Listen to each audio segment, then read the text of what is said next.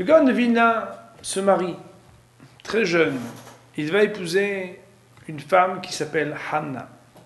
Elle était la fille d'un homme richissime qui habitait justement la ville de Kaidan, dans laquelle, rappelons-le, le petit Eliaou, encore très jeune, avait étudié pendant 3 mois à la yeshiva et s'était distingué de tous les étudiants.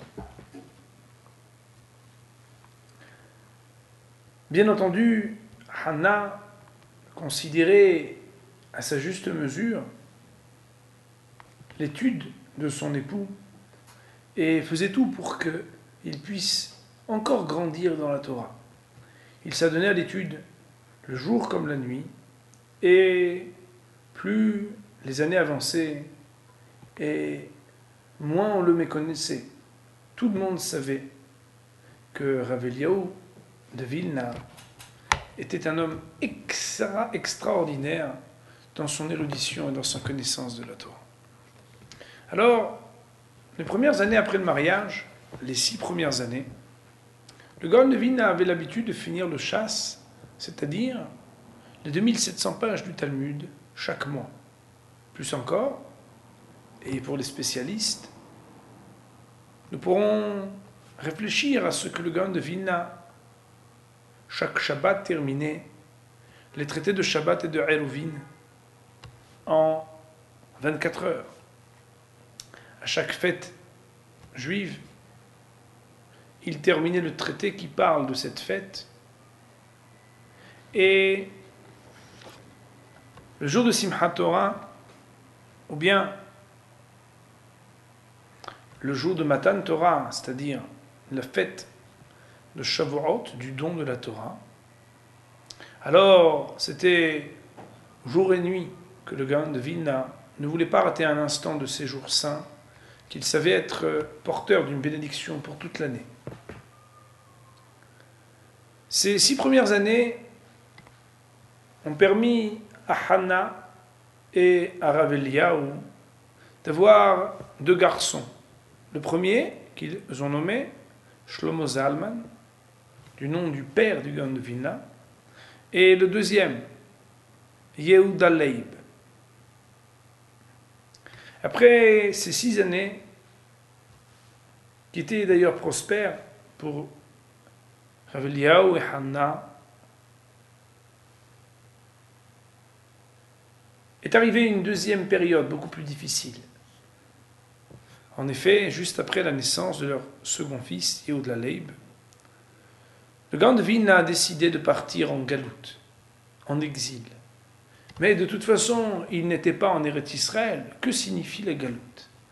Eh bien, tout simplement, il a décidé de quitter le domicile pour aller d'un endroit à l'autre, errer là où personne ne le connaîtrait. En effet, il souffrait du kavod, des honneurs qui lui étaient donnés, et il supposait, pour 2 raisons apparentes, mais certainement d'autres raisons qui nous échappent, que cette errance allait tout d'abord l'amener à être mechaper, c'est-à-dire à expier des fautes potentielles du fait de la difficulté de se trouver dans des lieux où personne ne le connaîtrait. Et d'autre part, il supposait aussi qu'il pourrait rencontrer, ça et là, aux différents endroits, d'autres grands talmidei hachamim, d'autres grands sages de la Torah, avec lesquels il aurait des échanges, il trouverait des possibilités d'apprendre. C'est ainsi que, pendant plusieurs années, on nous raconte pendant 5 bonnes années, le Gaon de Vilna allait d'un endroit à l'autre.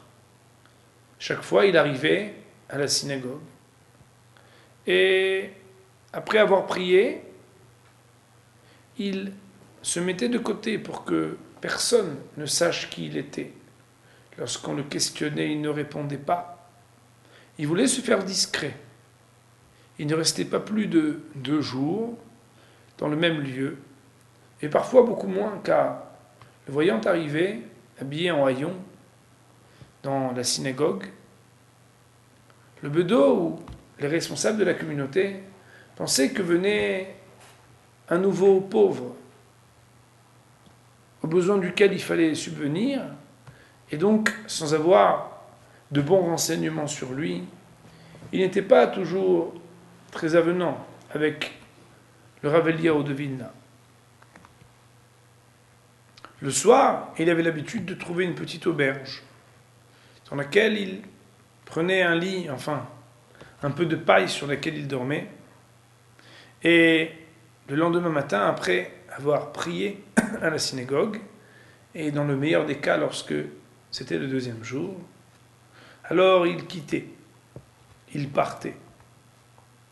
Il s'est trouvé dans des lieux où on se demande encore quel était l'intérêt de s'y trouver. Ce qui interpelle nos plus grands maîtres et font penser que le Gaon de Vilna peut-être avait des raisons beaucoup plus profondes. Lui qui connaissait la mystique, la profondeur de ce qui ne se voit pas à l'œil nu dans ce monde-ci, des raisons qui auraient pu le mener à aller d'un endroit à l'autre, même là où personne n'était encore allé.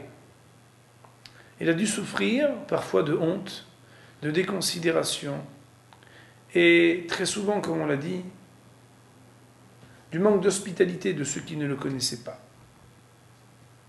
Pendant toute cette période, il a pris sur lui de ne pas parler de futilité, de divrei hol, c'est-à-dire de choses qui sont même profanes, même si elles ne sont pas futiles en soi, mais uniquement d'avoir dans sa bouche des paroles de Torah. Personne ne sait exactement quelle était la raison profonde de cette galoute, de cette errance, mais on sait bien qu'à son retour, ses connaissances extraordinaires dans la Torah, dans le Talmud, dans le Shulchan Aruch, les lois et les poskim et les ouvrages les plus pointus des décisionnaires, justifiaient déjà cette longue absence qui vint parfaire à la formation du Gaon de Vilna. Ces 5 années ont été très difficiles pour Hanna et pour ses 2 enfants, Shlomo Zalman et Yehuda Leib. Car le père de Hanna, qui était un homme richissime, comme nous l'avons dit, a perdu ses biens et a déprimé jusqu'à en mourir lorsqu'il s'est trouvé démuni de tous ses biens. Elle dut, pendant ces années, et pour ne pas profiter de la mendicité, travailler très difficilement pour gagner très peu d'argent. Mais son plus grand souhait, et ça sera certainement sa plus grande fierté, c'était d'être capable d'assumer ses responsabilités le temps que le Gaon devienne encore plus génial Gaon qu'il ne l'était, son mari de retour, avec une Torah extraordinaire à partager. À très bientôt.